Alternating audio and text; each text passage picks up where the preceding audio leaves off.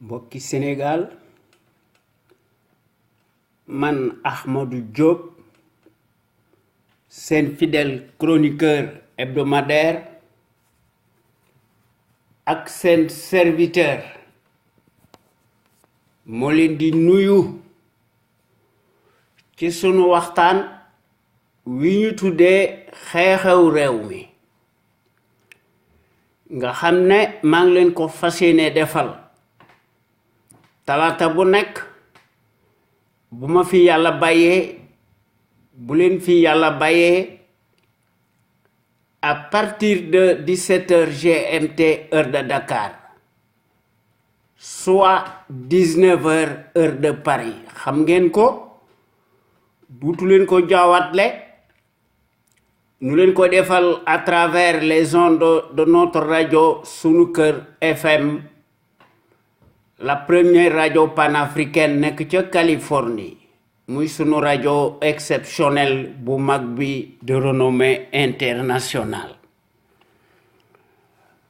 kon xam ngeen ne tey talaata 12 février 2019 sunu waxtaan wi ñu tuddee xew-xew réew mi am na solo ndax day gën a am solo sunu réew mi day wax fi dëgg contre le casseur du siècle le mal au Sénégal et son plan diabolique day nekk un tabou un consensus c'est extraordinaire li fi nekk rek moo fi nekk Macky dafa dekkal par décret présidentiel la CREI muy la cour de répression de l'enrichissement illicite présumé une cour martiale unique au monde digne de la Stasi conflit d'intérêts manifeste totalement illégal juridiquement moralement politiquement cliniquement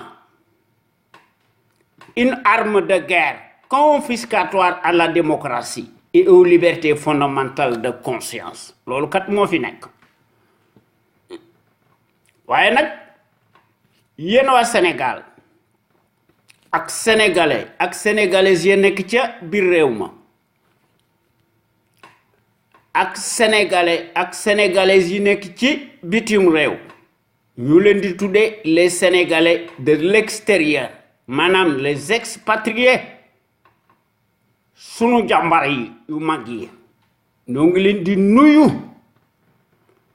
di leen sant ak di leen gërëm te di leen sargal ci déglu bi ngeen ñu déglu bàyyi seen yitte yépp kon gàcce ngalaama yéen waa Sénégal amu leen morom ñoo ngi joxe ci njukkal aussi le maire sentinelle ci Sénégal nga xam ne gor yi bu ñuy def seen waxtaan ñu tuddee ko l'info autrement te nu bokk ci ñu koy def altine ak alxames à partir de 16h GMT heure du Sénégal nga xam ne mën nañ ko def ci diggante bi su amee lu am exceptionnel góor yi yemuñu ci loolu toute la semaine dañuy def des rediffusions par des audios audibles ndax góor yi li tax ñu koy def fibre patriotique la ndax dafa ànd ak pédagogie liñ ci jublu lenn rek la dañuy mettre en lumière les mystifications du label menteur professionnel, profanateur. Fàtte na les raisons pour lesquelles ñu faloon ko ci 2012 dans des circonstances exceptionnelles, inédites même. Ci jamono jooju mu yore or làmmiñam mu ne buñ ko falee li muy jëkk a def de summi sa casquette de secrétaire général de son propre parti, aujourd'hui plus que jamais cliniquement clanique. Kon kooku dafa métamorphosé wu en changeant en caméléon. waaye nag làmmiñ wu ratax lay wax di def des discours lénifiants mielleux waaye nag moom ci média étranger ñi ko yilif ci lay waxe ndax yaakaar na ne ñoom rek ñoo am kàddu maanaam ñoo nekk faiseur de roi et d'opinion waaye moom dafa fàtte ne évidemment amateurisme la accident de l'histoire la xamut ne démocratie pédagogie la xamut ne abnégation la xamut ne état d'esprit la xamut ne vertu la xamut ne respect de la personne humaine la xamut ne dévouement la xamut ne culture la xamut ne rationalité la xamut ne logique la xamut ne bonne conscience la xamut ne bonne option la xamut ne civisme la te xamut ne sacerdoce la yoonum nekku ci kon kooku kenn waratu koo falaat nag bu ndey wax dëgg rek te yàlla tax ndax amut benn scrupule il est teigneux ay rancune rek la am amut benn lueur d'humilité peu ou prou mënu koo couvrir xam na ko dans son fort intérieur. C'est une enzyme plus que dangereuse. Toute sa politique qui ay tappale la ko teg moo nekk son jeu favori auquel il s'accroche ndax koo xam ne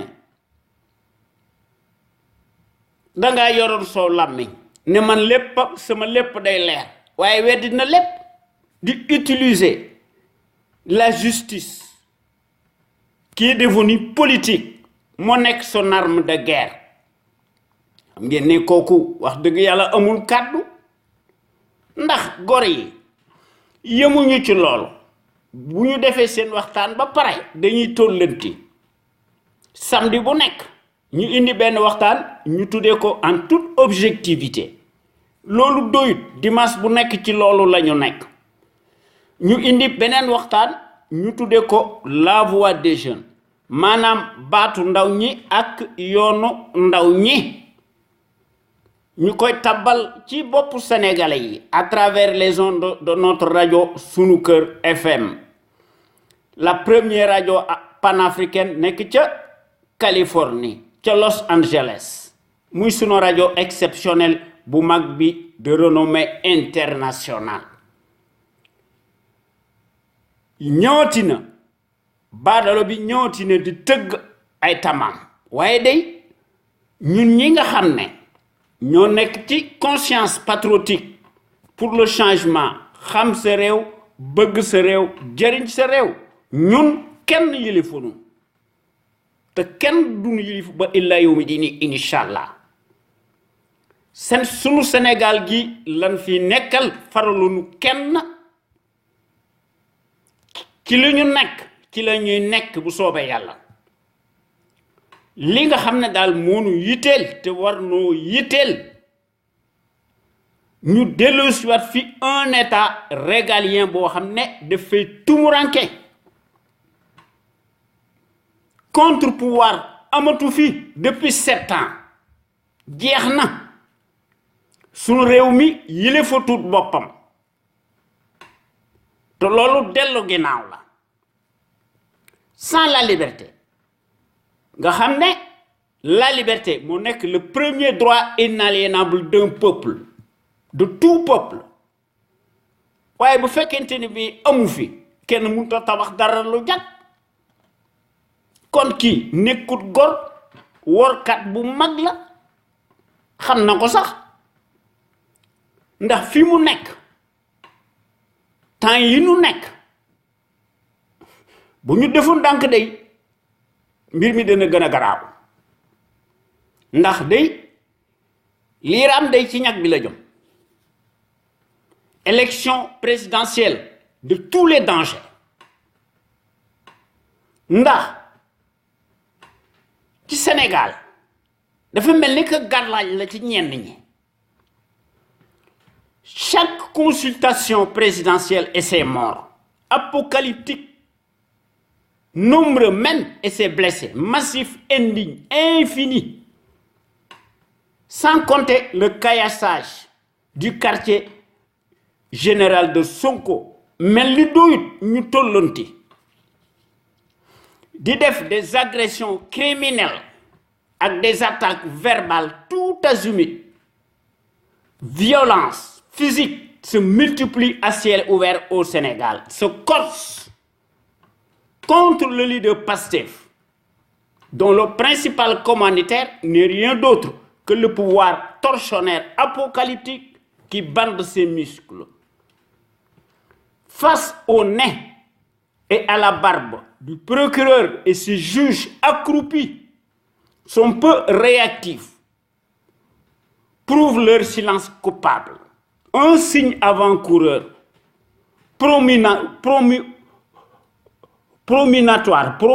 promonitoire,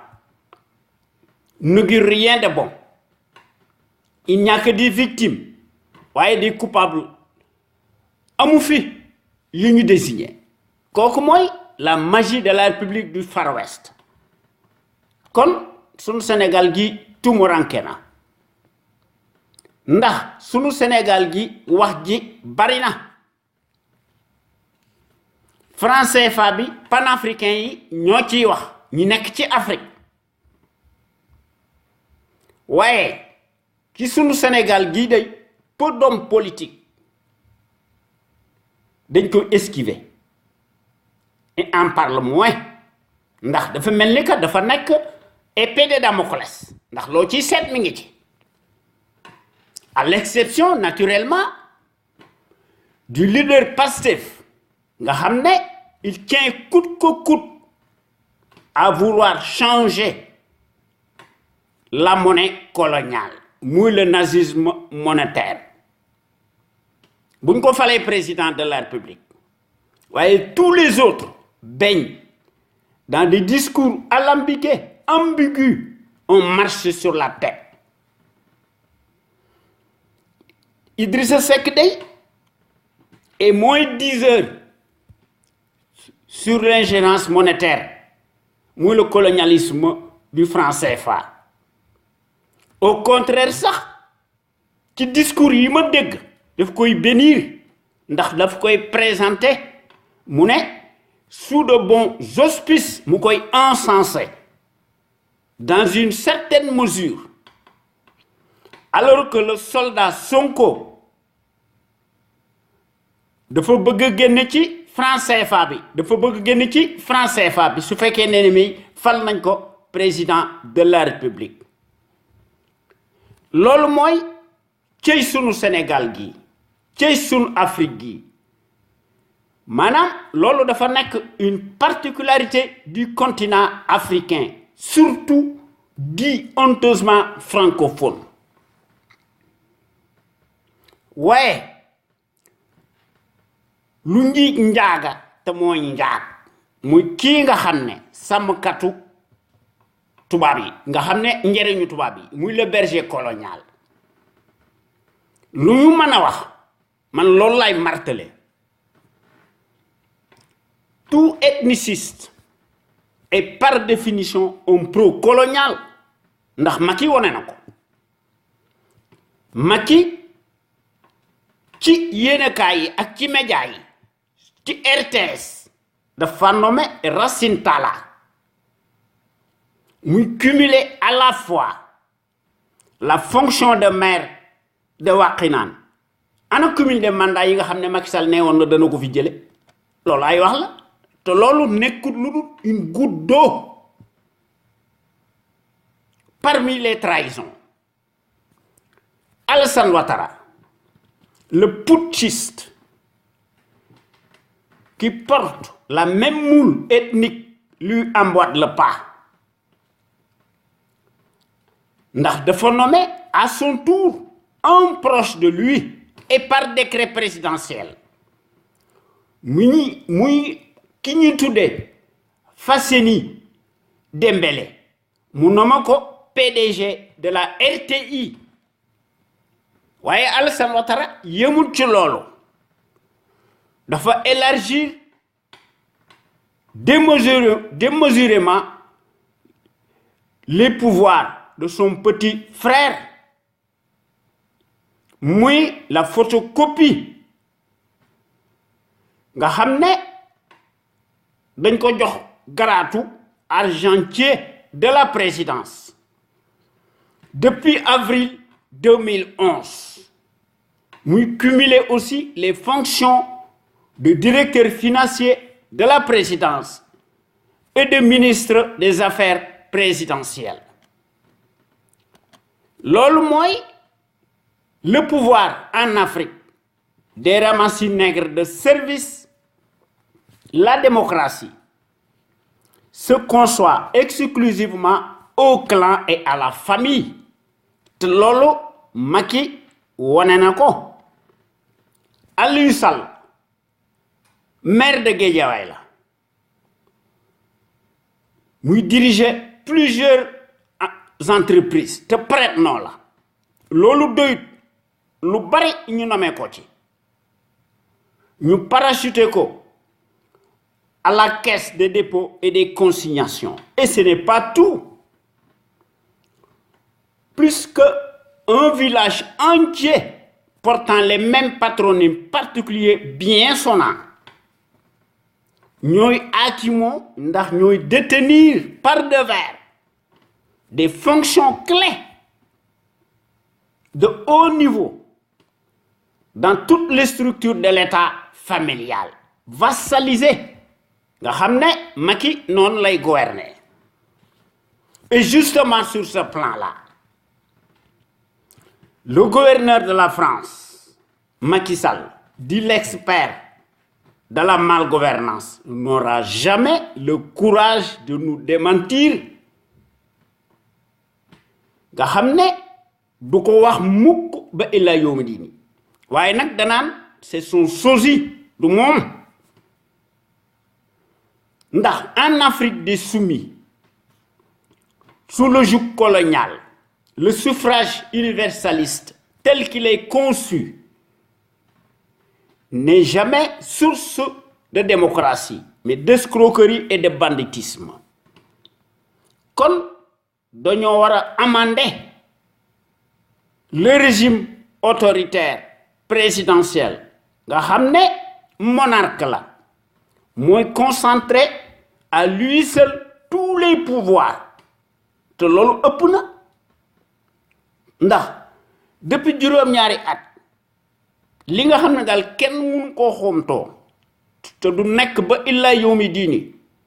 la loi de l'omerta liñ fi gis mooy la république bananière des rapines cartélisées des chiffonniers ethniques politiques contre-productive lay def antinomique à nos valeurs te dañuy saaga évidemment ki nga xam ne moo fi nekk di bajantu muy utiliser la force publique n'excelle que par l'abondance de ses invectives ndax moo ubbi baal bi te moo joxe ndigal ñoom ñépp dañuy répéter les mêmes éléments de langage ndax dañoo nekk des insulteurs acclamés des fauteurs de troubles à l'ordre public ay comploteurs menteurs professionnels profanateurs dans l'âme s'accaparent de tout confisquent la démocratie les libertés fondamentales de conscience te ñu ngi siphonner toute l'économie sénégalaise qui est totalement extravertie et tournée à l'extérieur ñu koy pàccoo nga xam ne di sàcc alalu réew mi loolu la Macky Sall di tuddee le plan Sénégal émergent ndax mbir mi buñ ko seetloo ba seetlu ko c'est l'émergence coloniale ak ethnique ndax Macky su fi bëggee nekk ndax ci loolu la masa nekk depuis juróom-ñaari at day utiliser la justice muy éliminer un par un képp koo xam ne yaa ngi koy diir mbagg dana la fàdd ñu koy daganal xam ngeen ne kooku jubut ndax moom ci boppam bu nekkoon ci démocratie dañ koy yóbbu kaso menottes au poignet ñu traîner ko dans la boue waaye nag ñun ñi nga xam ne ñoo nekk ci conscience patriotique pour le changement xam sa réew bëgg sa réew jëriñ sa réew loolu ànduñu ci ndax bokkut ak suñu gis de la démocratie waaye dund bi seer na xiif bi bari na kenn fajootut kenn liggéeyatut waaye ku leen gis dañoo funki seen yoon nekku ci misère sociale galopante bi le chômage endémique ndax ceeb bi seer na diwlin bi seer na suukar si seer na lépp seer na waaye li ci gën a garaaw ndox mi ak courant bi day couper guddi ak bëccëg foo ko takk weesu na ko bis bu yàlla sàkk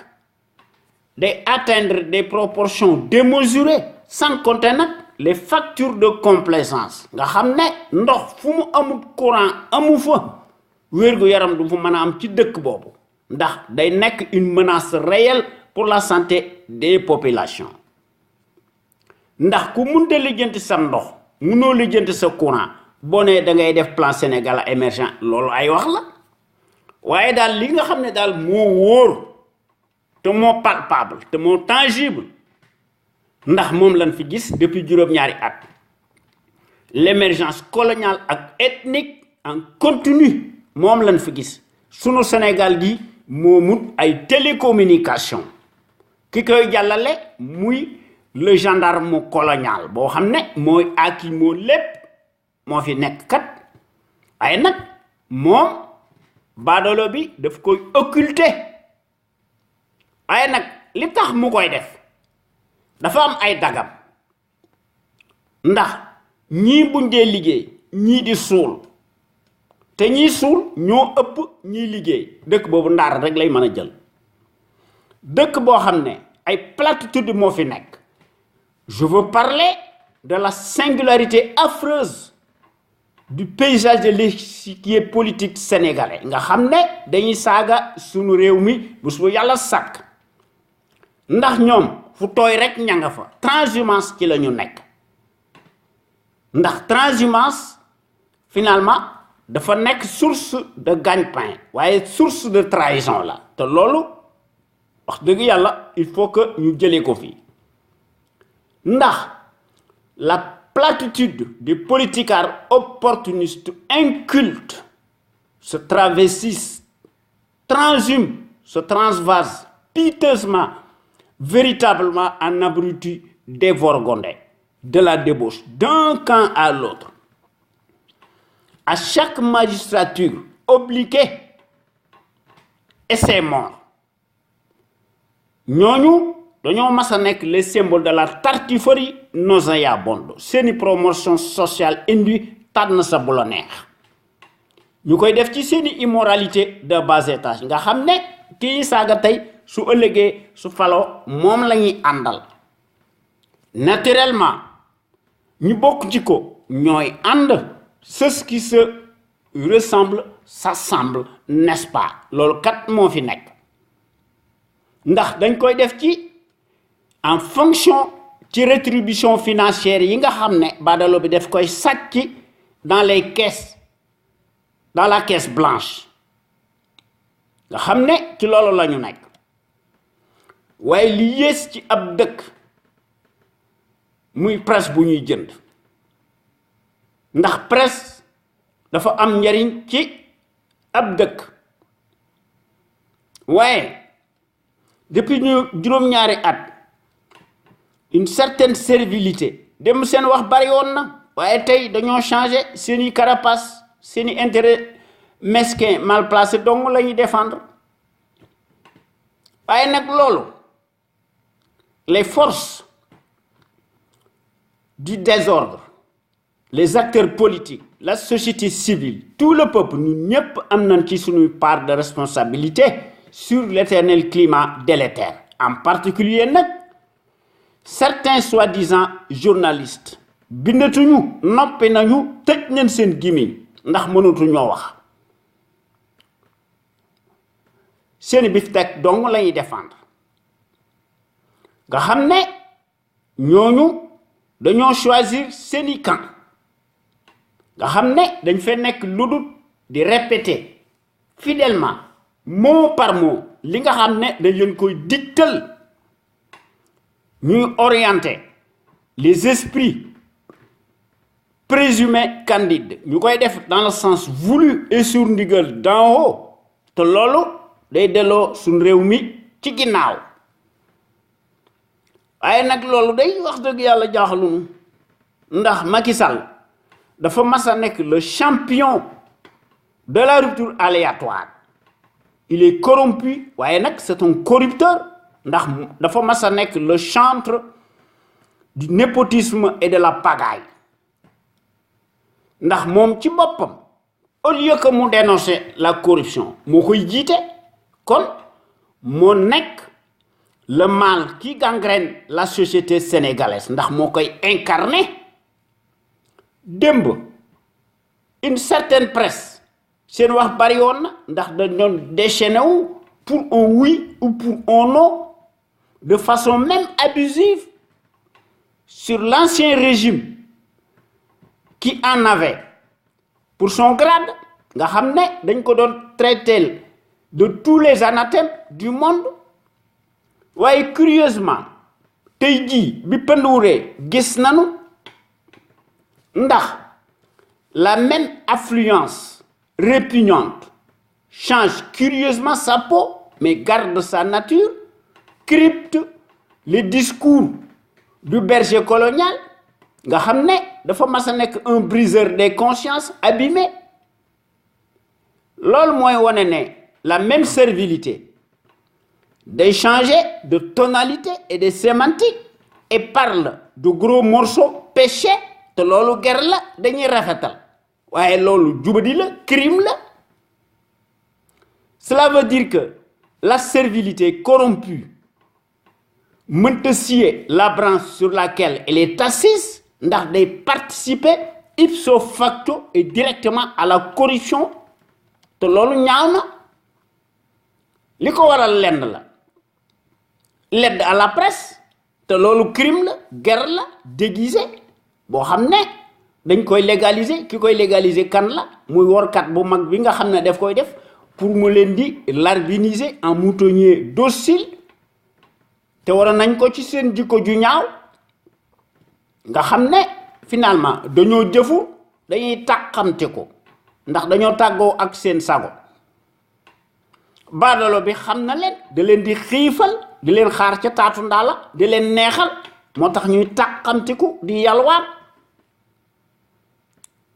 kooku li ko indi loolu lenn la évidemment la dépendance politique financière de la presse dafa mas a nekk une menace réelle à la démocratie cette presse-là servile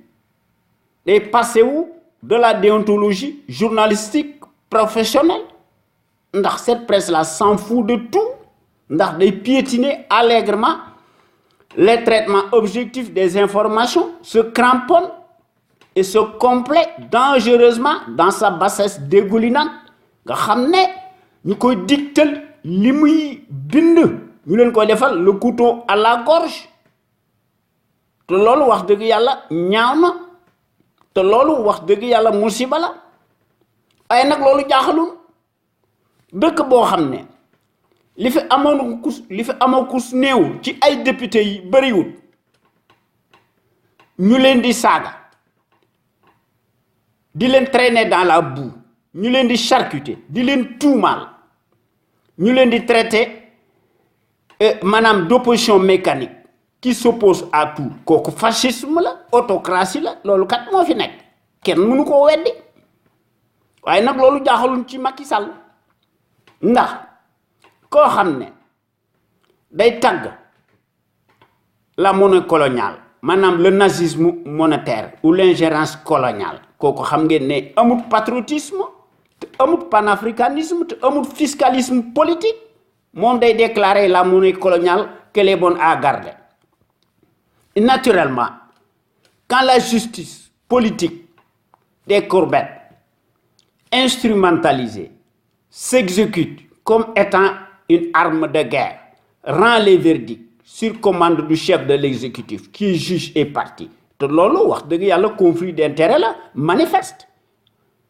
kon ku yaakaar ne ci sama gis-gis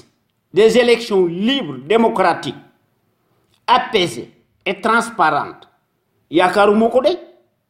kon il faut que ñu taxaw temm tous debout pour mettre fin à ce régime capitulaire fantoche xanaa mu def ndoxam ci bisaabam waaye loolu de yaakaaruma ko kon il faut que nous ñëpp ñu farlu waaye nag loolu les 14 pays africains tenus d'une main de fer par des fascistes foofu la ñu gis ci àdduna wërëngal këpp l'article 80 bidon te kii nga xam ne hier bi mu nekkee en mauvaise posture moom la doon naqarlu maanaam lépp loo xam ne mi ngi koy naqarlu ci njariñam rek la koy teg léegi bi mu toogee ci siis bi weddi na lépp di ko daganal kooku moo nuy offensé loolu moo tax ñun ñi nga xam ne ñoo nekk ci conscience patriotique pour le changement xam sa réew bëgg sa réew jariñ sa réew ñu gën ñoo xam ci sous l'acronyme CPC noo ngi dingat bu baax ci suñu digg penc mi suñu digg dëkk bi la gestion népotique et gabégique du Sénégal par un parti politique, une coalition de partis et une famille te noo ngi dingat bu baax l'accaparement des ressources du Sénégal par une seule famille paresseuse piccatique ak son clan boo xam ne badolo bi da leen a jox des postes de haute stratégie xam ngeen ne loolu corporatisme la ethnique sans éthique ni équité mu takkal leen ndombay tànk yu kawe dans toutes les structures de l'État comme si les compétences et les expériences des CV bidonnés de ramassis ñoom dañ koy mesurer à l'aune des mêmes patronymes particuliers bien sonnants visibles à la place publique ci suñu digg penc mi loolu mooy la conviction surréaliste surannée du négationniste Macky Sall qui foule du pied les affaires de la cité mu le traître en chair et en os qui le prouve matériellement sur le terrain du crime mu koy def par sa petitesse d'esprit qui veut que la médiocratie et les postes octroyés se conçoivent exclusivement à l'aune du bazar et au nom de la consanguinité ethnique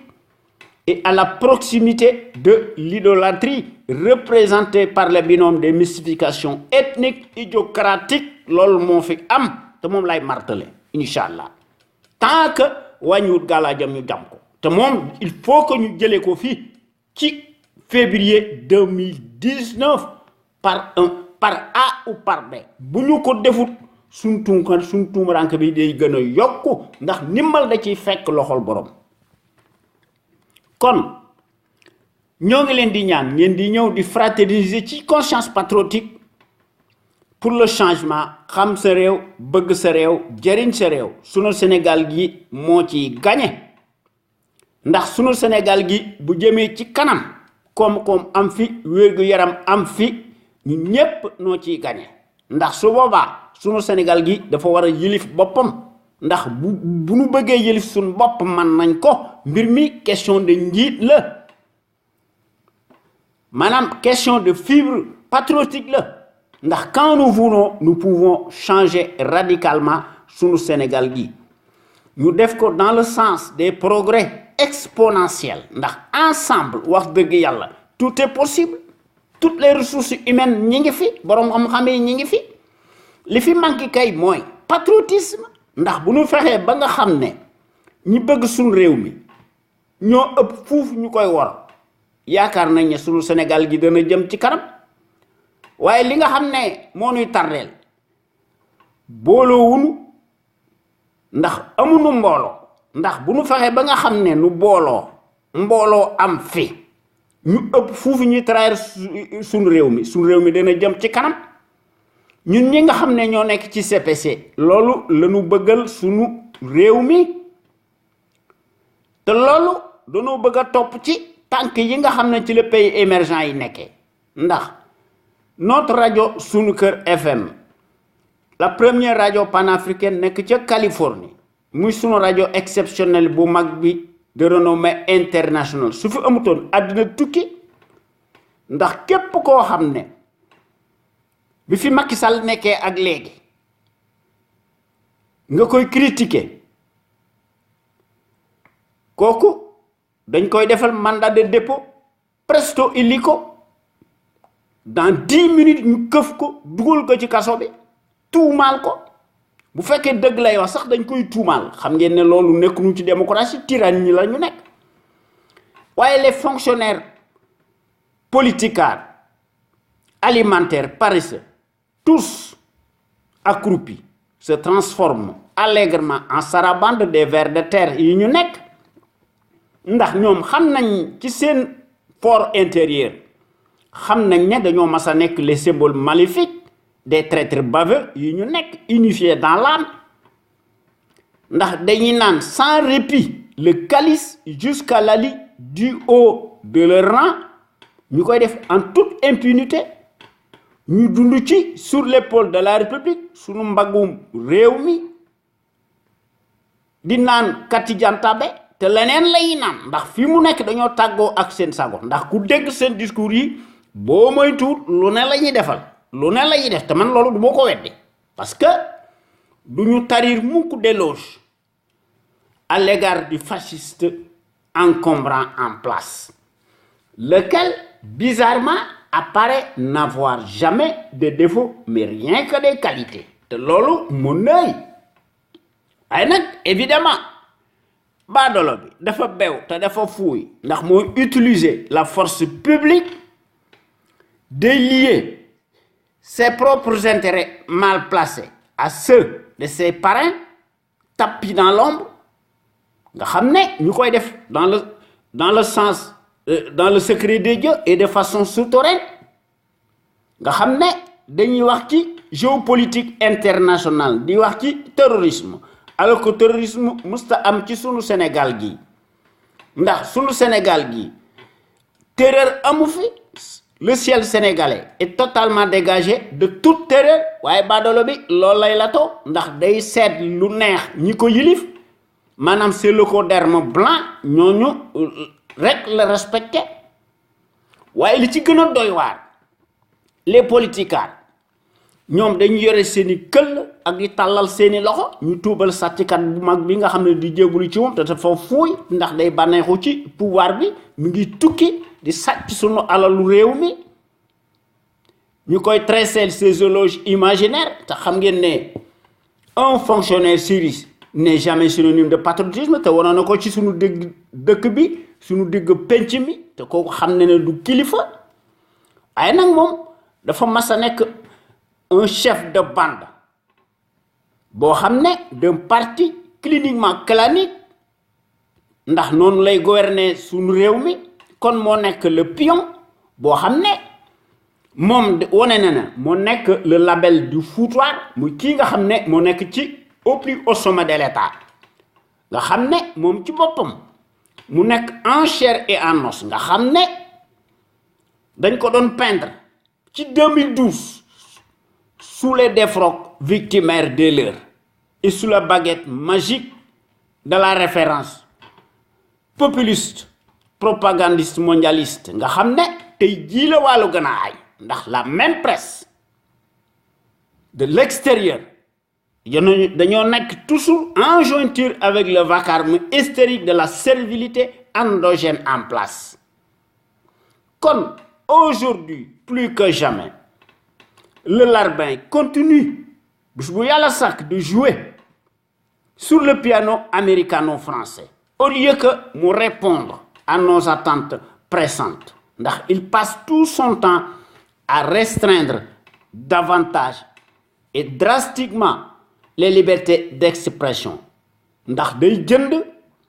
les consciences abîmées, présumées notables de l'heure. Te li ci gënoon doy waar day commander du matériel de répression. Kon nanu faggandeku. Waaye nag les populations ñooy fay bor bi. Loolu moo tax suñu réew mi tumuranke. Te loolu wax dëgg yàlla du ma tàyyi di ko wax. Ndax sunu Sénégal gii day il faut que mu retrouver sa dignité ak sa plénitude ak son rayonnement boo xam ne moo koy def ci coobaray boppam sur des bases voulues à l'instar des nations émergentes. Te loolu du ma tàyyi di ko répéter ndax la répétition est pédagogique. Hier comme aujourd'hui, depuis 15 ans, notre radio sunuker.com bi nga xam ne dafa nekk ci à l'avant-garde et à la pointe du combat juste et pour l'émergence du Sénégal debout et fier de l'être. Sun rajo bi wax dëgg yàlla mësta nekk ci les chantiers battus ndax sun rajo bi wax dëgg yàlla day proposer du neuf ndax day briser les tabous te day bousculer les idées reçues te day innover te day populariser la démocratie ndax sun rajo bu mag bi mësta nekk ci les conventions ubuesques de l'établissement ndax sun rajo bu mag bi dafa masa nekk toujours dans sa trajectoire révolutionnaire qui évolue dans le bon sens des valeurs et des progrès immenses, exponentiels, salutaires et indispensables pour que nous soyons capables d'assurer le destin de notre pays sur des bases voulues en toute logique, en toute indépendance et en toute conscience. Ndax qu'on le veuille ou non, et n'en déplaise aux turiféraires de la pestilentielle, notre média est devenu plus que jamais un phénomène de société qui reste le seul à aborder librement les sujets les plus variés qui sont considérés comme la loi de l'omerta. En particulier, la gouvernance politique, bancale, ethnique, que les médias serviles du service public, nga xam ne depuis 2012, ñi nekk ci médias yooyu, c'est les mêmes patronymes particuliers bien sonnants. Te loolu gis nañ ko ci maison de la presse, te gis nañ ko ci RTS, te gis nañ ko ci Soleil, te gis nañ ko ci APS, nga xam ne tous passent au peigne fin, tous arrimés et deviennent de facto des instruments alimentaires politiques soumis, nga xam ne dañoo nekk aux ordres parce que monopolisés par le pouvoir calamiteux, tortionnaire, usurier. Loolu mooy wane seeni silence ndax musuñoo nekk ay patriotes amuñu civisme. Waaye nag suñu rajo bu mag bi mooy mottali seeni ndëngte ndax suñu rajo bu mag bi day def des innovations multiples tant par la qualité des informations qui sont publiées ci sunu outil sunu kër internet sunuker.com nga xam ne que par les analyses pertinentes des sentinelles sénégalaises nga xam ne muy sunu rajo Sunuker FM l'avant-garde du civisme et du patriotisme te loolu noo koy def en toute humilité te loolu dafa nekk une exclusivité de notre site sunuker.com, la première radio panafricaine de renommée internationale nekk ca Los Angeles ci Californie. Vous ne trouvez nulle part ailleurs de telles informations capitales utiles, les plus importantes, si diverses et variées, par leur tonalité et par leur qualité éminemment prouvée, surtout celles qui relèvent incontestablement de la géopolitique, qui contraste parfaitement avec la platitude manifeste de la servilité en place nga xam ne dañ fee nekk di daganal le bilan chaotique du négationniste ethnique révisionniste et dont l'immoralité malodorante sans égal, exceptionnelle et substantielle à son taux d'ADN. Évidemment, dans ces conditions, il n'y a rien d'étonnant de la part d'un professionnel menteur en la matière qui ment plus qu'il ne respire. Sunu Sénégal gii day bu bëggee jëm ci kanam, il faut que ñu régler le compte du traître en place avec le compte de la bande des fripouilles alignés. waaye nag sunu rajo bu mag bi un panel d'intellectuels, d'hommes et de femmes ñoom ñépp dañoo nekk de gros calibre, doués et en matière grise yoo xam ne qui s'expriment en toute logique, en toute conscience, en toute cause nga xam ne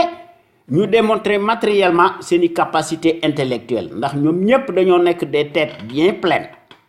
ndax dañuy décortiquer di décrypter l'actualité nationale et internationale te gis nañ ko ci seeni expertise sur les produits toxiques chimiques notamment nag les faits divers scientifiques, sanitaires, sociaux, religieux et politiques sans oublier nag les incivilités patentes dont sont coupables les politicards véreux qui ont manifestement failli à leur mission régalienne ndax dañoo ubbeeti bis bu yàlla sàkk la boîte de Pandore à certains citoyens égarés par leur manque de conscience nga xam ne dañuy soulager wu publiquement aux abords des bâtiments te loolu c'est à l'image de nos politicards moo tax ñoom it ñu nekk ci seeni anarchie kon yéen gor yi wax dëgg yàlla yore leen seeni plume di bind ak seeni audio ñu publier ko ci sunu rajo bu mag bi te dara du leen ci fekk muy sunu rajo sunukër.com la plus populaire qui reste plus que jamais l'éternelle cheville ouvrière des sentinelles sénégalaises aux vérités implacables aux bras d'acier inachetables et qui font constamment preuve d'analyse pertinente sans complaisance ne souffrant d'aucune ambiguïté sur la chose publique ci sunu Sénégal gi ndax sunu Sénégal gi soo ubbee l'actualité politique da ngay jommi da ngay jaaxle te doo xam fan ngay commencer ak fan ngay teeral waaye nag dañuy wax li nga xam ne mënuñu koo ñàkk bañ a wax ñu wax ko ndax bu ñu bëggee wax lépp duñ ci génn kon li nga xam ne daal moo ñu yitteel ñun ñi nga xam ne ñoo nekk ci CPC ñu fexe ba unir rassembler autant de patriotes sénégalais et sénégalaises autour d'un idéal commun. Pour cela, il faut que nous indiquions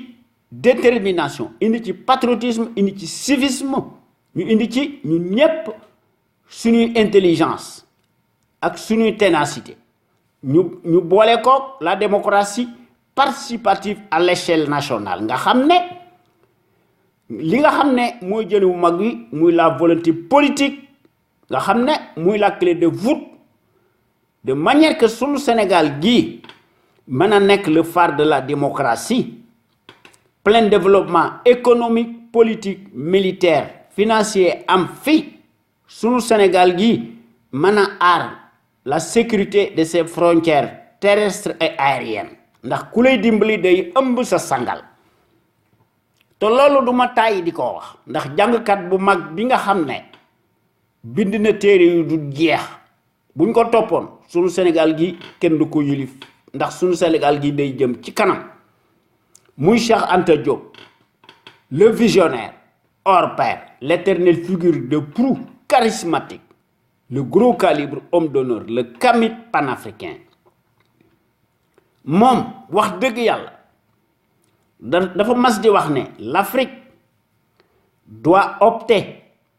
pour une politique de développement scientifique et intellectuel et y mettre le prix. Sa vulnérabilité excessive des 5 derniers siècles est la conséquence d'une déficience technique. Le développement intellectuel est le moyen le plus sûr de faire cesser le chantage, les brimades, les humiliations. L'Afrique peut redevenir un centre d'initiative et de décision scientifique au lieu de croire qu'elle est condamnée à rester l'appendice, le champ d'expansion économique des pays développés. waaye baadoole yi nga xam ne ñoo nekk ci Sénégal ak ci Afrique seen yoon nekku ci moo tax li fi am rek di fi am ndax amuñu cofeel ci sunu réew mi kon il faut que ñu sànni le régime présidentiel ñu remplacer ko par le régime parlementaire bi nga xam ne moo fi nekkoon bu ñu ko defut day nekk lu dul un coup d'épée dans l'eau kon sunu Sénégal gii il faut que ñu tabax ko de manière qu'il soit dynamique ñu indi ci des principes démocratiques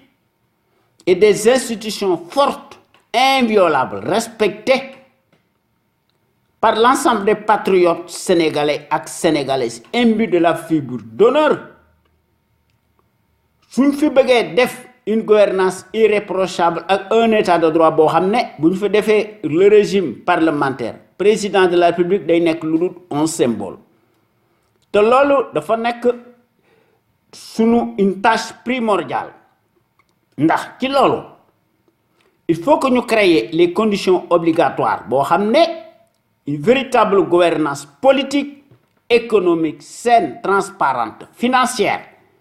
boo xam ne dañuy seet lu dul njariñu sunu réew mi ndax moo ëpp njariñ pour toutes ces raisons nag il faut que ñu teg ci sunu bopp réew mi de véritables sentinelles sénégalaises impartiales charismatiques de manière qu'elle soit en mesure de créer une impulsion dynamique pérenne su loolu jàllee te mënta ñàkk il faut que ñu cultiver fii le patriotisme la démocratie la justice et la justice sociale l'éthique l'équité l'unité nationale am fi sécurité am fi te lu ci manqué dara du xew waaye ñun ñi nga xam ne ñoo nekk ci CPC ndax ndox lu bàyyi yoonam loolu la ñu mas a gëm il faut que ñu jafandiku ci ndax ñu mën a rehausser l'étendard de nos valeurs pour cela nag nous devons nous inspirer et puiser dans le trésor inestimable de nos valeureux hommes d'honneur yoo xam ne ay suufi lañu te dañoo màndu ñu tëdd ci sunu digg dëkk bi ñu enseigner seen xam-xam ci sunu daara yi ci sunu université yi ak ci sunu école primaire yi te bu ñu fàtte aussi notre héros national muy Lat Dior Ngoné Latyr Diop sunu jàmbaar ju mag ji boroom fi dëgg l'homme de la résistance armée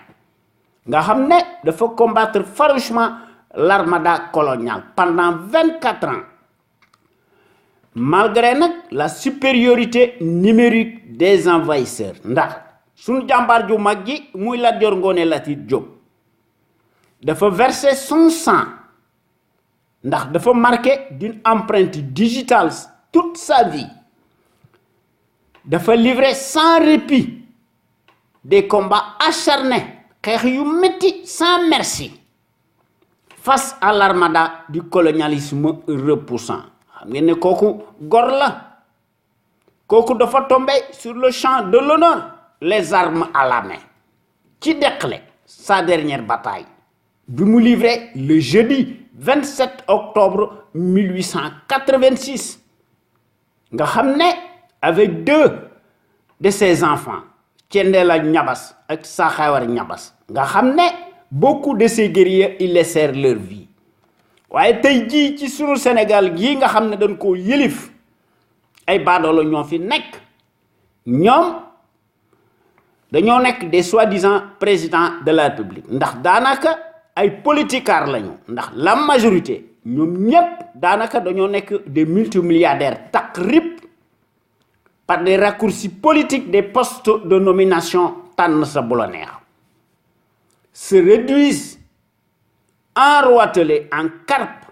pour n'être que des abrutis poltrons, des clowns de pacotille entourés de garde-corps, se donnent piteusement et honteusement la qualité de dirigeants imaginaires. Loolu moo tax suñu réew mi tardé kon bu ñu fàtte les gros calibres muy Cheikh Anta Diop ak Mamadou Dia que sais-je encore ndax borom xam-xam yi ñi ngi fi ñàkku fi buñ ko bëggee gis ko kon il faut que ñu cultiver fi nag le civisme chez les populations ndax le civisme dafa mas a nekk le réflexe décent de tout citoyen et responsable qui a sa place dans la société ndax le civisme implique le savoir-faire et la civilité lorsqu'il s'agit de la chose publique ndax en tant que citoyen à part entière soo amee ay devoir da nga war ay droit waaye Macky Sall day moom yaakaar na ne ay droit rek la am te wane na ko bu baax ci sunu digg dëkk bi waaye nag ñun ñi nga xam ne ñoo nekk ci CPC bokk nañ ci l'avant-garde des consciences yi nga xam ne dañoo bëgg a yee nit ñi exclusivement sur la chose publique pour cela nag wax dëgg yàlla noo ngi bay suñu waar ci sunu tool bi ndax nag noo ngi ci def une vaste campagne de sensibilisation massive nga xam ne dañoo bëgg a fexe ba nga xam ne tout citoyen sénégalais ou citoyenne sénégalaise fu mu mën a nekk ci àdduna bi dafa war a am le devoir moral de s'armer de son bulletin de vote nga xam ne mu seet ki nga xam ne biiram set na ginnaawam set na kenn musu ko takkal ci dara lu néew ko bari ñu seet li mu yore est-ce que jaadu na wala jaaduwut ñu woteel ko librement en toute logique en toute conscience et en toute indépendance seet ki nga xam ne mooy défendre l'intérêt général ñu woteel ko su fekkente ni bii ne élection am na waaye baadoole bii day workat bii day bi mu toogee ci 6 bi weddi na ay kàddoom ci lépp ndax ay carte moo tax mu falu waaye nag yaakaaruma ne ay carte moo ko fi jële il faut que ñu génn ci les paramètres yi nga xam ne mooy les cirques électoraux bu ñu ko defut suñ problème bi day gën a bari leneen moo ko fi jële il faut que nous utiliser le rapport de force face à celui qui nga xam ne dafa réfractaire à la démocratie ndax moom ci boppam ndax ñoom ñépp ko def tous les despotes les autocrates nga xam ne ay workat yu mag lañu pour seen gis-gis bu gàtt le suffrage universaliste du leen génne mukk ci pouvoir bi ndax dañoo jubadi dañoo am des mécaniques douteuses seen njariñ rek ci la ñu nekk kon il faut que ñu génn ci nos conventions ubuesques nga xam ne ñu fexe ba mu abdiquer ci nii mbàcc naa ndax en Afrique des félons arrimés à la France-Afrique l'issue des scrutins de pacotille se joue nécessairement dans la cour des voleurs en bande organisée ndax dañuy gis ne seen gis-gis bu gàtt day nekk lu dul une simple formalité administrative waaye loolu duma tàyyi di ko wax ndax la répétition est pédagogique sunu Sénégal gii gëw ma ne dana mën a échapper vraiment aux contingences mondiales obligatoires spécifiques à chaque peuple sunu Sénégal gi mën a yilif boppam ndax jub am fi sunu Sénégal gi mën a opérer une véritable rupture totale et nette ndax sunu rajo sunu kër FM la première radio panafricaine nekk ca Californie muy sunu rajo exceptionnel bu mag bi de renommée internationale moo nekk la radio la plus crédible par son patriotisme actif ndax sunu rajo bu mag bi dafa am des qualités exceptionnelles la qualité est avant tout nag un état d'esprit qui vise à l'excellence yokkute am fi ci jëf ci jikko won ko askan wi bu leer naññe loolu kenn dutu warante ne sunu rajo bu mag bi am na ko ak gor yi nga xam ne dañoo mas a nekk les véritables sentinelles sénégalaises qui s'expriment librement en toute logique en toute indépendance et en toute conscience sur des bases voulues et qui compensent par leur esprit alerte la bassesse et la médiocrité d'une certaine classe politicarde plutocrate multimilliardaire des raccourcis politiques ndax les véritables sentinelles sénégalaises qui s'expriment à travers les ondes de notre radio sunuker.com ñoom ñépp dañoo am une logique crédible patriotique nationaliste bien placée yoo xam ne bis bu nekk ñu ngi koy distiller dans les consciences sénégalaises nga xam ne peu à peu pour que sunu Sénégal gi top ci tank yi nga xamné ci les grandes nations émergentes yi nek nga xamné ku leen tooñ ñu diggaale ko yow bam saf sap loolu moy wone né sun rajo bu mag bi quant à elle historiquement et présentement elle est la référence exemplaire et à la différence d'une certaine servilité instable de référence s'accommode mécaniquement et hystériquement par la désinformation et la manipulation, n'agit qu'au doigt et à l'œil du régime capitulaire, négationniste ou moribond, et de son chef, valet, menteur professionnel, profanateur, nègre de service en place, muy Macky Sall. Ndax sun rajo sunuker.com wax deug yalla fidèle à elle-même bu ndey wax deug rek dans sa ligne éditoriale qu'on lui connaît reste plus que jamais le rempart de la démocratie réelle qui porte par excellence la marque du support médiatique sénégalais, le plus libre pour son indépendance plausible par rapport à un exécutif corrompu, juge et parti impulsif et qui dicte sa loi arbitraire au nom de la tyrannie pour faire taire toute voix discordante des opinions libres. Ndax sun rajo bu mag bi góor yi ci wax ñoo nekk fi ñu nekk ndax ñoo nekk fi ñu war a nekk ndax dañoo nekk à l'endroit même ndax ñooy wax ci kaw et publiquement ce que les minables politicards pensent tout bas par leur insuffisance criarde ndax dañoo takk rip ndax baadalo bi da leen xam ndax ñoo yem mu ñoo bokk jikko moo tax mu leen di sàmm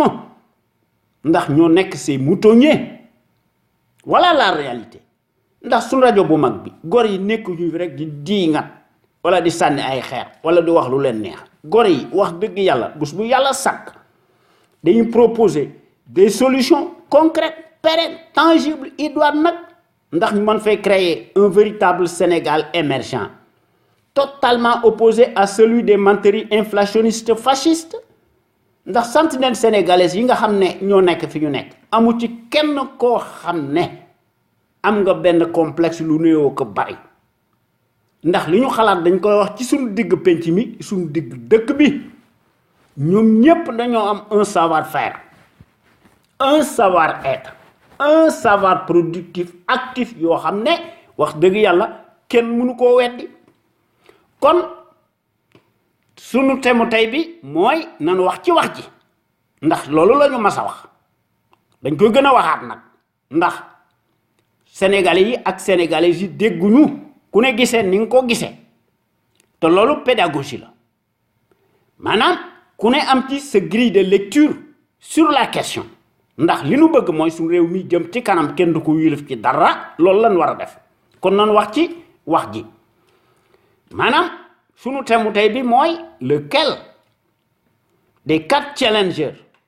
à la présidentielle serait le tombeau de l'autocrate en place point d'interrogation kan moo koy daaneel kon léegi nanu présenter les candidats en lice à la présidentielle du 24 février 2019 nanu commencé ci Madické Niang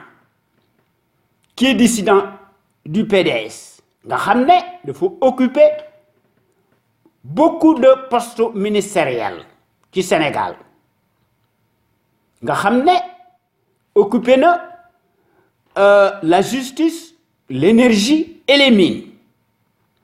nga xam ne Madické Niang avocat la waaye dafa nekk un candidat autoproclamé ndax dafa génn ci PDS ndax Madické Niang mu nekkoon ex-président du groupe parlementaire ci PDS ndax mu nekkoon l'homme de confiance d'Abdoulaye Wade le pape du Sopi serait-il donc le prochain président de la République sénégalaise ou au contraire en cas de défaite électorale paiera-t-il les dégâts de sa sortie de la maison natale point d'interrogation. Issa Sall informaticien la de formation imbu de la moule religieuse ndax dafa nekk de confession Tidjania a été choisi par Serigne Moustapha Sy guide spirituel de Tivaouane l'une des plus prestigieuses confréries musulmanes ayant pignon sur rue au Sénégal. Ki ci tegu mooy Macky Sall et la sale Fédération internationale des autocrates africains terroristes aux ordres nga xam ne man ko tuddee la SFIAO, qui est donc cet homme atypique dans le paysage politique sénégalais. Li nga xam ne daal moo ci nekk, il est le pion des intérêts américano-français. C'est un candidat bu koo xam ne il est corrompu waaye corrupteur la ndax dafa mas a nekk dans l'appendice des lobbies franc-maçonniques de l'esbrouf bériwuy la ndax mu nekk candidat à sa propre succession waaye aussi dafa nekk un produit manufacturé du PDS ndax moo nekk aussi le chantre familial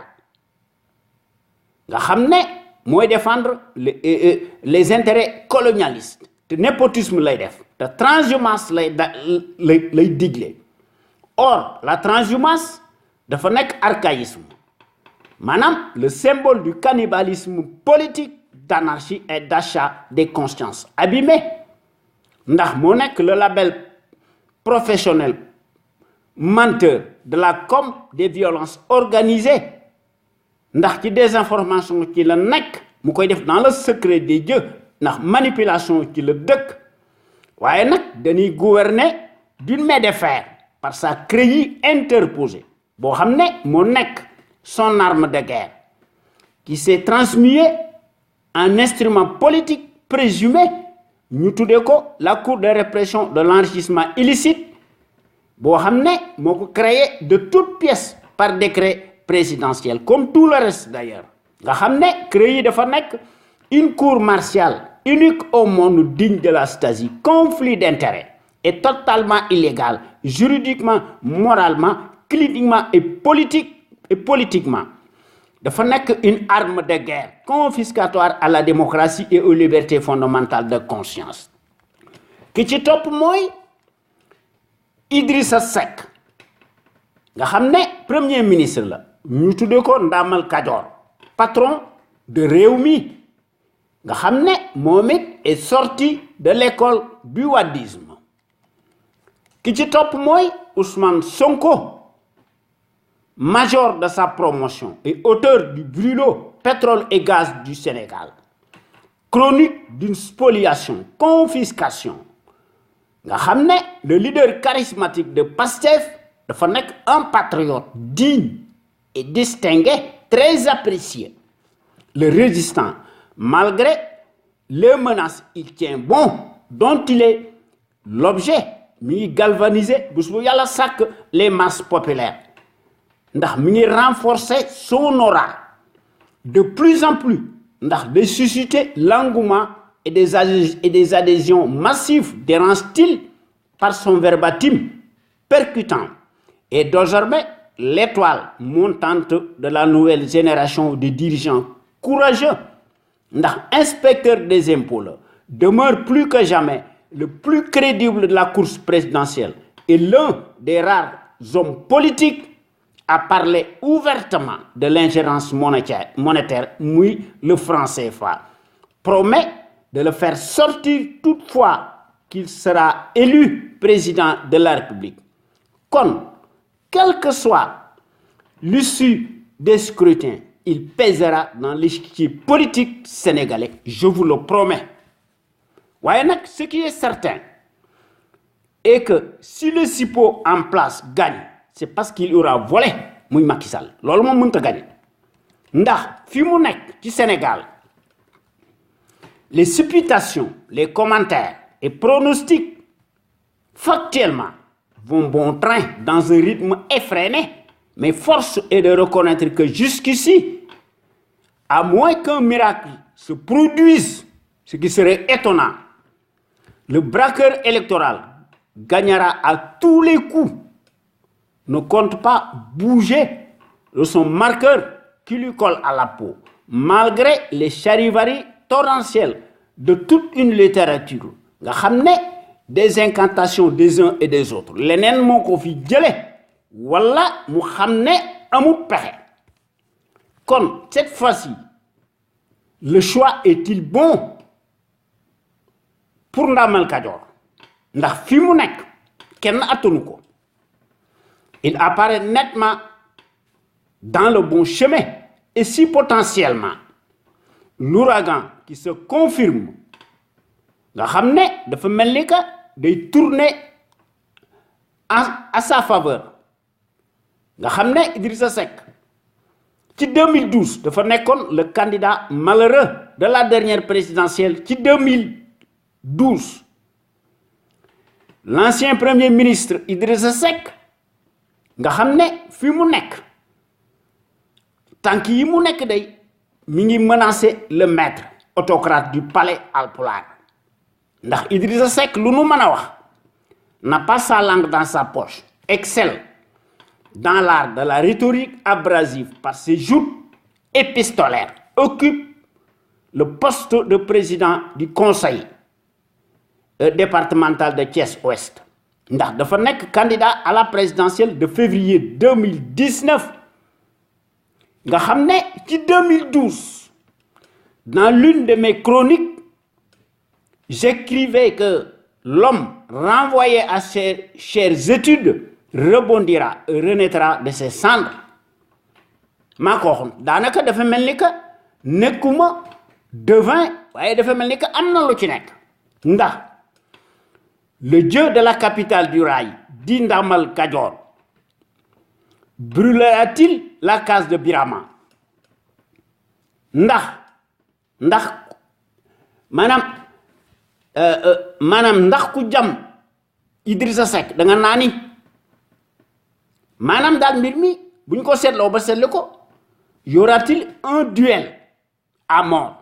entre qui et qui vivra verra waaye li nga xam ne moo nekk ci sunu réew mi day comme d'habitude chez nous celui qui pose le vrai débat diagnostique le mal endémique veut le solutionner nga xam ne kooku il est ipso facto mal perçu mal compris apparaît comme étant le diviseur ndax dañuy considérer ne il est coupable tandis que certains politicards par leur cécité esquivent et fuient la question détournent le débat essentiel de sa substance induisent sciemment en erreur les citoyens par presse interposée corrompus engraissés dans les deniers de l'État nga xam ne presse bi dafa choisir son camp maanaam le casseur du siècle nga xam ne finalement moom mbir moomu maanaam dañuy considérer ne defut dara ndax dañ ko classé au second plan wane ne sàcckat bu mag bi dafa jub waaye li ci gën a doy waar la rhétorique de caniveau incarnée par Aminata Touré la mascotte du ciel ouvert des Ratatati nga xam ne di ñu tàngal qui est dénommé l'envoyé spécial auprès du référent de la France-Afrique muy Macky Sall nga xam ne Aminata Touré est fidèle à elle-même joue les troubles faits défend son beefsteak ndax dafa mouiller le maillot après ses invectives cataclysmiques contre Ndamal Kajoor s'adresse maintenant à Abdoulaye Wade et sème une fois de plus la tempête ndax daf ne le temps de l'insurrection est dépassé waaye li nga xam ne moom la ñu xalaat ci loolu man personnellement li ma ci xalaat mooy l'insurrection commence par l'instrumentalisation de la justice politique aux ordres, l'achat des consciences, le code des communications liberticides, les restrictions drastiques du premier droit de tout peuple sont confiscatoires et auxquelles nag s'y ajoutent les réformettes du code électoral et les commandes de matériel de répression en cascade et en continu nga xam ne dont le bas peuple racketté qui trinque trépasse paye nécessairement la note nga xam ne peuple bi dañ leen di cribler d'impôts et de taxes de toutes sortes waaye li nga xam ne moo ci nekk le mauvais sang la haine viscérale et les invectives permanentes ne sortent que de la bouche de ceux qui passent leur sale temps à déverser à longueur de journée des insanités fumantes. Ndax les mensonges suffocants de la République des courbettes et des proxénètes unifiés sont l'apanage des guignols pouilleux alignés de la tête aux pieds. Se disputent et partagent eux-mêmes lamentablement l'art des ignominies pimentées à la place publique pour croire compensés par leur habileté et par leur incurie manifeste congénitale qui leur colle à la peau. Loolu laa fa gisuma fi leneen li nga xam ne moo ci nekk en politique à un moment ou à un autre l'erreur fatale se paye cash change le rapport de force nga xam ne loolu moo fi nekk. Est-ce donc le cas? Est-ce donc la goutte d'eau qui a fait déborder le vase? Maanaam la CREI et le conseil anticonstitutionnel nga xam ne dañoo nekk les bras armés de l'arroseur arrosé ont manifestement commis une faute politique juridique d'invalider les candidatures présidentielles du fils de son père en l'occurrence Karim Wade ak Khalifa Sall bi nga xam ne dañoo summi sa casquette de maire de Dakar ndax nekkatul député dañ koo fadd ndax Macky moo signé décret boobu totalitaire maanaam kon tey ci Sénégal fi mu nekk le consensus des ralliements et des transvasements quotidiens autour du patron de Rewmi lui ouvriront-ils les portes du palais ndax mu mën a nekk le cinquième président de la République au point de brûler dangereusement la case de Birama ndax fi mu nekk seen wax bari na Ndamal Kajoor est-ce que moo nekk la bonne pièce de rechange point d'interrogation en tout cas fi mu nekk coow li bari na ndax fi mu nekk dafa mel ni que loo ciy seet mi ngi ci ndax entre le soldat intrépide Ousmane Sonko le 109 dit l'étoile montante nga xam ne Ousmane Sonko dafa contre le franc CFA ndax moo nekk l'auteur du brûlot pétrole et gaz ci Sénégal chronique d'une spoliation nga xam ne contrairement à Ousmane Sonko Idrissa Seck encense entre autres la monnaie coloniale en filigrane ak Orange nga xam ne dañoo nekk des filiales de France Télécom nga xam ne finalement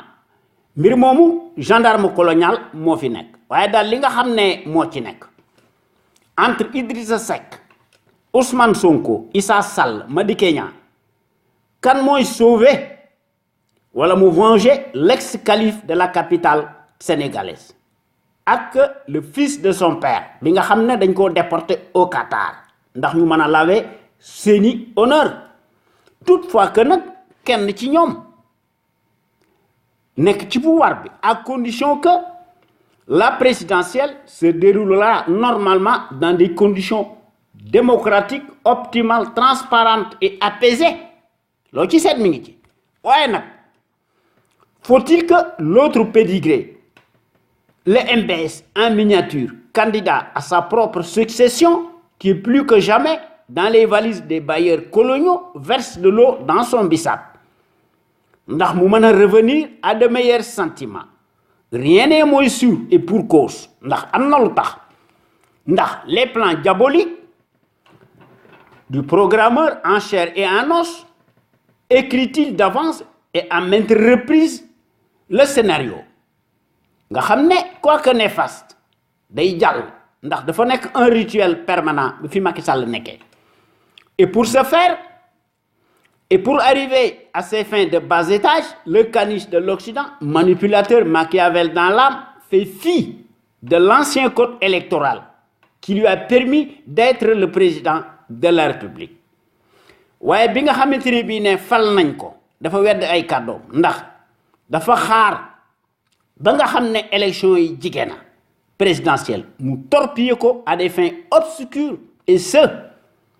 par la mécanique de sa sarabande de députés bridés à dessein d'étouffer toute émergence peu ou prou de ses concurrents immédiats maanaam te loolu ñaaw na ndax wolof njaay dafa wax ne lu defu waxu lu ay di ñàbbat waaye li gën a doy waar suñu Sénégal gi à contrario bizarrement à chaque fois que Abdoulaye Wade di wax mu def ay sorties day créer automatiquement un cataclysme maanaam survoltant et par-delà un effet boomerang nga xam ne day polariser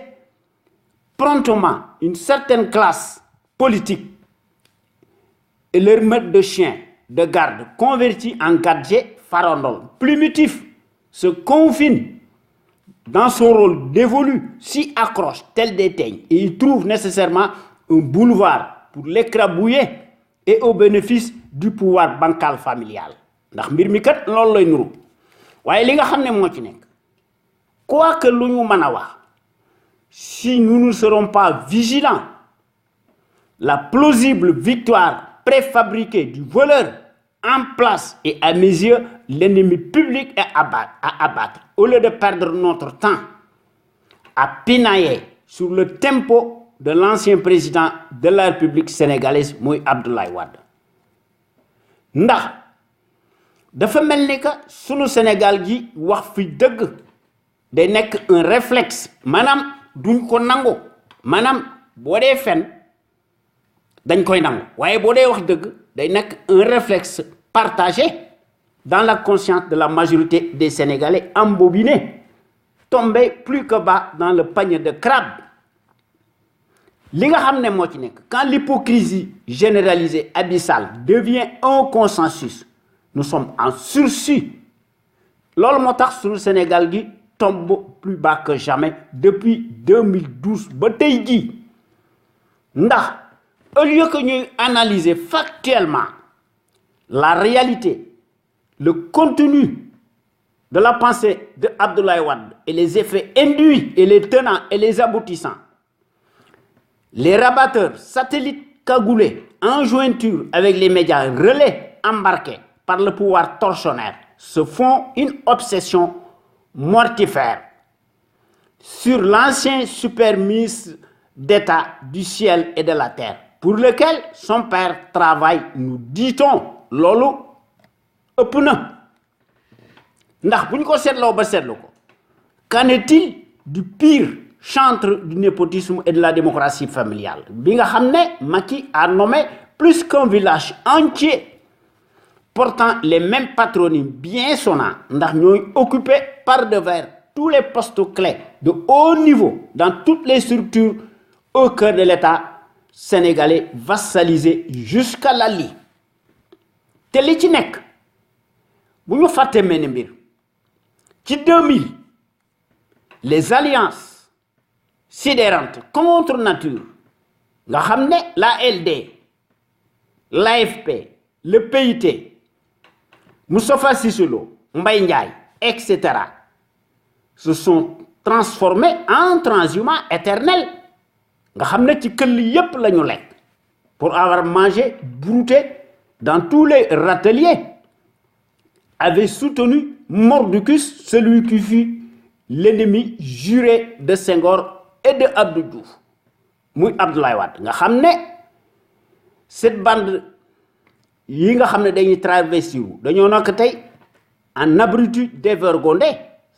nga xam ne dañuy agir sans vergogne waaye nag ñëw nañu dans la nouvelle prairie verte mettre au pinacle l'époux de Viviane Wade maanaam mbir mi doy na waar ndax wolof njaay dafa wax ne bala ngay tëj gi mu ñu sàmm dangaa war a seet li muy walis waaye sunu Sénégal gi de loolu duñ ko def maanaam nit day bind wala mu wax ñu ne ko waxu dëgg te duñ fa teg dara maanaam lépp luy delloo ginnaaw moom la ñuy def ndax dafa mel ni que ci nga xam ne mooy utiliser la force publique di def démocratie familiale di def ethnicité di def autoritarisme dafa mel ni que dañ koy sang sutura maanaam muy sàcckat bu mag bi nga xam ne représenté à la personne du nègre de service nga xam ne mbir mi moom bu ñu ko seetloo ba seetlu ko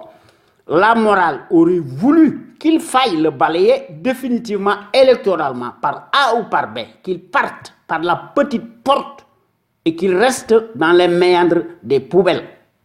Loolu la ñu war a def waaye les mêmes mercenaires par leur lâcheté qui sont très loquaces nga xam ne tey jii dañoo nekk en quête de pitance ndax dañoo bëgg une notoriété et des prestiges nga xam ne mal placé nga xam ne démb seen wax bari woon na ci 2012 s'agenouille honteusement et vulgairement change de tonalité appuie sur la pédale douce abdique sur toute la ligne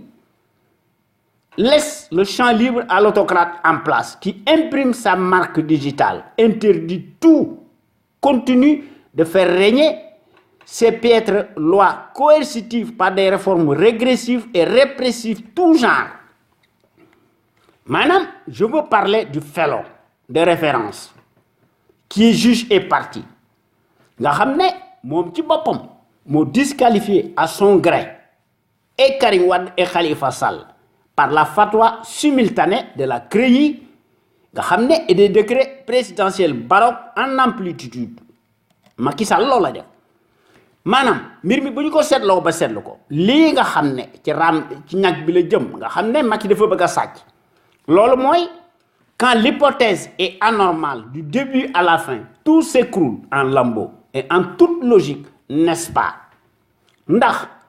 le brouhaha profite à l'unique organisateur des crimes électoraux permanents qu'il vante qu'il pleuve tient à se tailler bu ñu deful ndànk par devers son score fantasmagorique préfabriqué de toutes pièces. Nous devons faire corps et cause commune nga xam ne ñu mën a briser ses ailes démesurées ndax à chaque situation exceptionnelle des solutions exceptionnelles inédites face à la gravité et au degré d'impunité qui n'ont que trop duré waaye li nga xam ne moo nekk ci suñu dëkk bi ce qui nous divise est supérieur à ce qui nous unit il va sans dire qu'il en soit toujours ainsi maanaam saytaane waxu dëgg waaye day fen faut-il que nous sachions ce que nous voulons maanaam en toute logique Wade est contre le parrainage ne peut pas et à la fois essayer de dire et soutenir publiquement ou Idrissa Seck ou Madické Niang ou Issa Sall ou Ousmane Sonko au point de se contredire nga xam ne loolu moo ci nekk waaye li nga xam ne moo ci nekk quoi qu'il en soit les affidés des deux recalés se tiendront main dans la main se joindront nga xam ne joueront nécessairement les arbitres pour barrer la route et se venger contre le tyran boo xam ne bu sàccut defut àdd kalpe du jàll mukk au premier tour muy Macky Sall loolu moo fi nekk waaye nag gàllub dof du teer ndax wolof Njaay dafa wax ne géwél bu reppee cib xare lu mu jiñ xeeb ko ndax li nga xam ne moo ci nekk dans l'hypothèse où même le caniche de l'Occident passe sous les mailles du filet au premier tour au deuxième tour par miracle nga xam ne mu jàll au premier tour deuxième tour bi dañ koy battre lamentablement par chaos et par l'esclandre massif des urnes écrasantes malgré ses ratonnades et ses éternels reniements dont il détient l'unique secret devant l'histoire il n'y a pas l'ombre d'un doute possible ci sama xalaat kon nan wax ci les contradictions et les incohérences du chantre changeant irrécupérable et ses lois hypocrites ndax malgré l'interdiction de la CEDEAO à l'instar de ses compères monarques africains et à quelques encablures de la date échue de la présidentielle le voyou il faut bien le dire dafa tripoter illégalement et contre vents et marées la loi électorale nga xam ne tey moo nekk la loi scélérate muy le code électoral nga xam ne daf koo def ci njariñu boppam nga xam ne Macky dafa jox ndigal son assemblage muy l'Assemblée nationale Goudyo boo xam ne dafa imposer aux candidats yi nga xam ne ci élection présidentielle yi ñu war a am un parrainage de 0,8% du code électoral nga xam ne l'objectif ne vise qu'à éliminer des adversaires gênants à la course présidentielle te loolu Macky def na ko waaye li ñuy fàtte ndax loolu dama ci def nota bene pour rappel à quelques mois du fameux référendum ci 2016 Macky Sall le changeant mal intentionné qui nous a toujours habitués au faux bon dafa annoncé woon ci jamono jooju la couleur waaye nag dafa crypter son discours ndax ci jamono jooju doon wax ne c'est pas lui qui fait la loi avant d'y ajouter une couche supplémentaire personne ne peut me tordre les bras loolu la def ci référendum bi avant mu koy def kon kooku annoncé woon na la couleur waaye li ci gën a doy waar cerise sur le gâteau avant d'aller à Paris où il a élu domicile muy Macky Sall dafa orchestrer la réforme du code électoral et les parrainages via les députés de service et de sinécure dont Moustapha Niasse bi nga xam ne moo nekk son lèche-botte du despote ethnocentrique ne de ko Bandoum nga xam ne c'est lui qui fait donc ses propres lois kon Macky Sall bu doon wax ne defut loi yi kon tey feeñ na ndax ku wax feeñ ku jëf feeñ. Voilà un autre mensonge parmi tant d'autres qui fait froid au dos. Sur quelle planète vit étrangement l'homme dégingandé par ses plaisanteries inflationnistes à répétition? waaye li ci gën a doy waar Macky dafa décréter en même temps de façon concomitante le code des communications électroniques liberticide maanaam mbir mi lim ci jublu mooy l'escroquerie le brigandage d'État, la supercherie et les pratiques tiennent lieu de contradiction restent en vigueur d'une magistrature de foutoir loolu kat laa fi gis loolu mooy wane ne l'ignorant pirate de naissance égoïste s'en fout de tout d'un État régalien satellise nga xam ne à la loge impérialiste internationale s'accommode indignement par sa bassesse contre le temps nga xam ne à la démocratie ndax Macky bëggut démocratie loolu mooy wane ne lu jiw a jeexut jógu fi parce que buñ ko seetlu bu ñu seetloo ay mbiram le despote en place ne compte jamais dévier d'un iota de sa trajectoire totalitaire ndax bu ñu defoon ndànk les déplacements des Sénégalais ci Sénégal en dehors de leur lieu d'habitation seront davantage accentués qu'ils ne l'étaient lors du référendum ak ci législatif cataclysmique yi du 30 juillet 2017 bu ñu defoon ndànk dana jàll comme une lettre à la poste comme si rien n'était kon normalement le déclic à sens unique contre le chef du parti muy PDS maanaam dafa mel ni que maanaam dañuy dingat l'homme à abattre dafa mel ni que Abdoulaye Wade la waaye li nga xam ne moo ci nekk tout ce qui s'élève dénonce s'indigne font du bruit contre Abdoulaye Wade nga xam ne Abdoulaye Wade d'accord ci ni ñuy defee la présidentielle ci 2017 ces gens-là eux-mêmes dañoo nekk des désertiques des acrobates hypocrites nga xam ne ñoom depuis 2012 ba tey jii les mêmes se plient à la règle édictée du césarisme fatigant waaye bizarrement lorsqu'il s'agit de la profession de foi du menteur impénitent la tonalité tombe d'un degré dañuy mesurer seeni discours pour éviter à tout prix toute épée de Damoclès qui pèse sur leur tête waaye depuis une semaine la furie démentielle des stériles de la puanteur témoigne absolument de leur manque de courage face à ce nulard qui nous enquiquine depuis juróom-ñaari at. Nga xam ne le pape du soppi qui parle n'est plus sur les manettes muy Abdoulaye Wade waaye le falsificateur met à exécution sa ligne totalitaire qu'il s'est fixée lui-même par son nombrilisme démesuré. Loolu mooy wane ne décidément dans notre pays étrange et à la renverse les projecteurs se braquent et se focalisent essentiellement sur la vidéo du jour muy semaine dernière muy Abdoulaye Wade nga xam ne mooy défrayer sans répit la chronique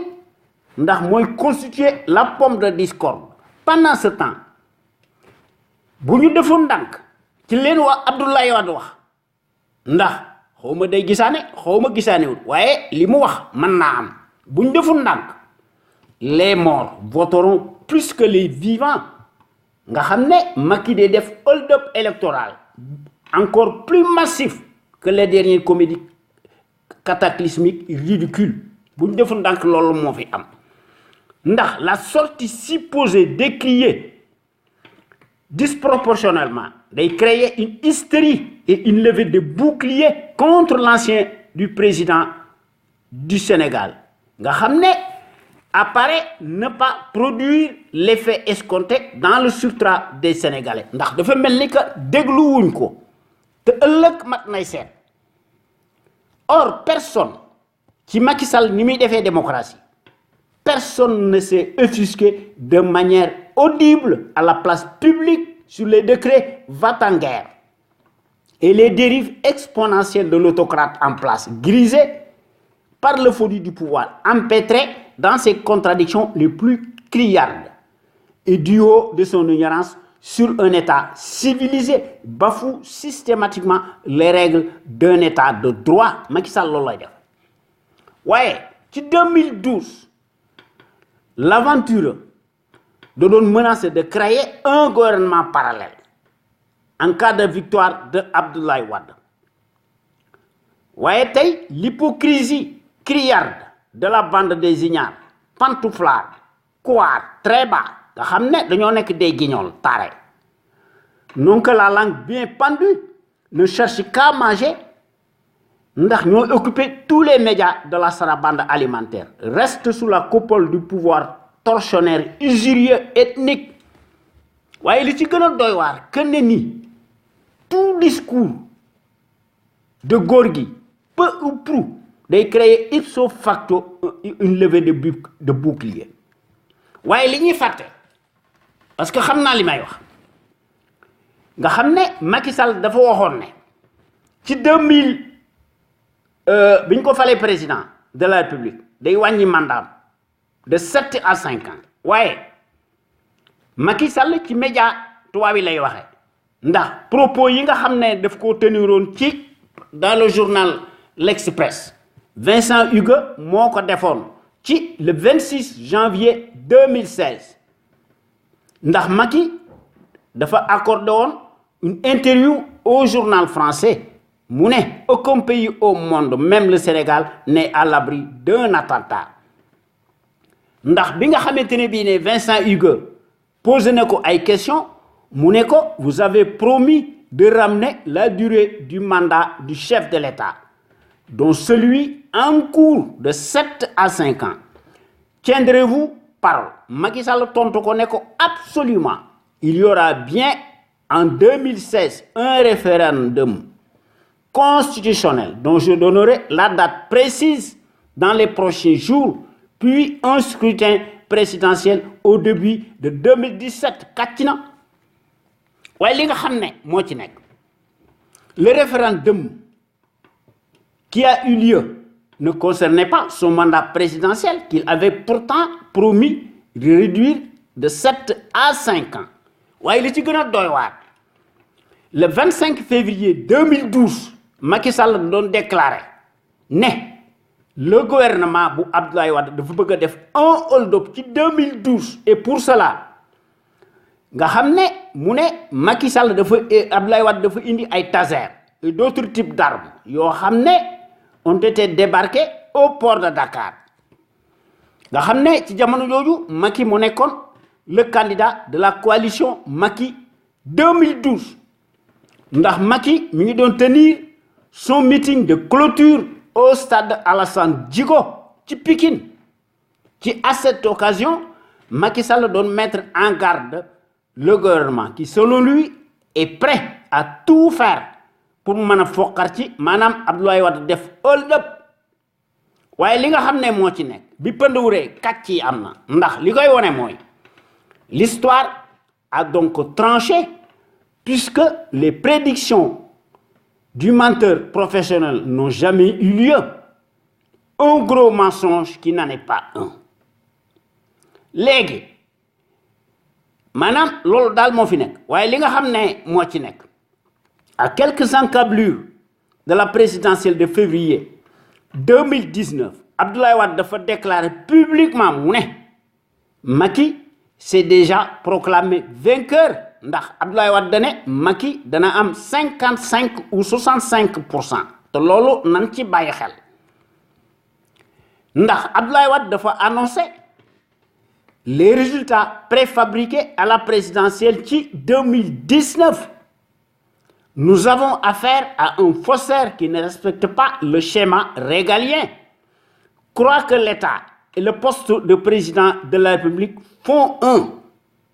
Jusqu'à preuve du contraire, personnellement, man, je donne du crédit ci li Abdoulaye Wade wax. Waaye nag, je ne le souhaite pas. Si par hasard,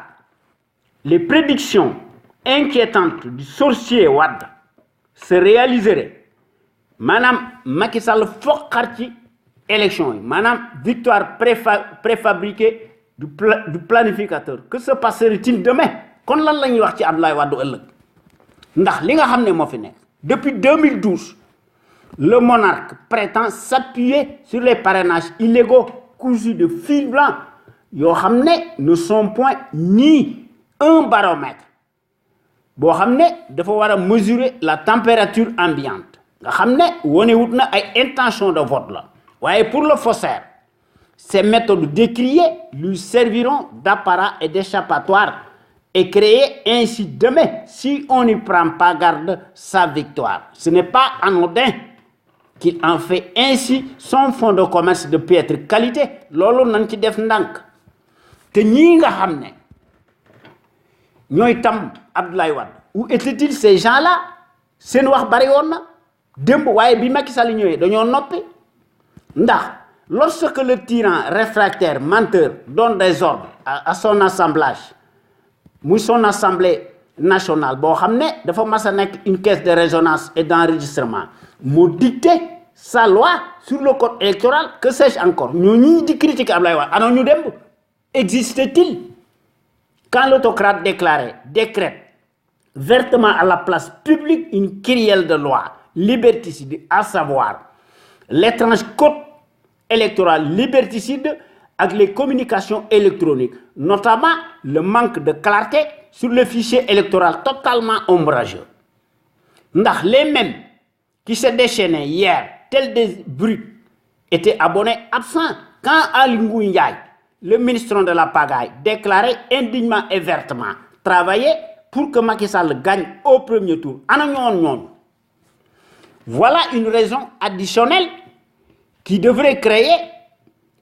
les conditions d'un déclic généralisé pour que cessent les incartades et les intrusions inacceptables d'un énergumène qui a le kilo de nous déclarer la guerre, muy Aly Ngouille Ndiaye. waaye li nga xam ne moo ci nekk de toute façon compte tenu du fichier électoral très opaque ñu bàyyi ko noonu c'est aller en guerre et la perdre qu'on le veuille ou non ndax mbir mi fichier électoral bi dafa am un caractère nébuleux blasphématoire nga xam ne et ces zones d'ombre day constituer le socle maanaam d'un véritable casus belli ndax le fichier électoral dafa nekk double moom la Abdoulaye Wade wax nga xam ne waxi Abdoulaye Wade dafa lâcher ses bombes à fragmentation waaye bénéficie